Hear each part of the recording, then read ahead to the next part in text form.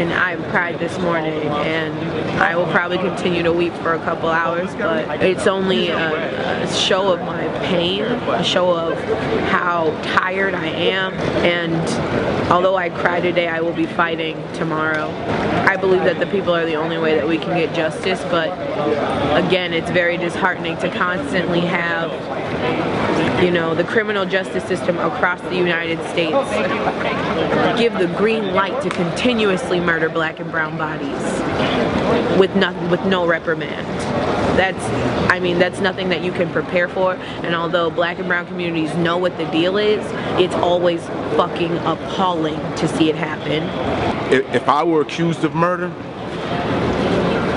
I don't think Attorney Freeman would have consulted with me and used what I have to say to determine or not whether to charge me with murder.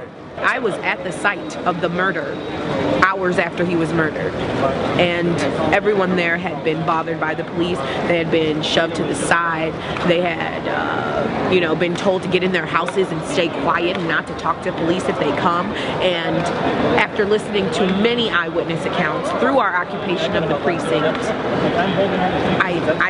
it's hard to believe that he could ever stand up there and say any of the bullshit he was saying. I feel the wounds being ripped back open for everyone that knew Jamar Clark, and I see a community grieving over this lack of justice. It's the same thing we've seen over and over again. Chicago, New York, Ferguson, Cleveland, everywhere. They kill us and then they get away with it. You know, police officers are not supposed to be murdering people in the communities that they serve. If a police officer was, actually worried about the community, they would have known Jamar's name. They would have known, his living situation. They would have known, who he interacts with and how they kick it and where they kick it. I mean, he would have been a part of the community. That's what police officers are supposed to be. Had he done his job the correct way, Jamar would be here, and he could speak for himself on what happened. In what world is it okay to kill an unarmed black man? 24 years old. I was 24 at the time. I just turned 25 this year. I mean, that could have been my life. That could have been my brother's life. And constantly what we're seeing is people making a statement over how they feel about black and brown bodies in this country. We're enough to consume, we're enough to work.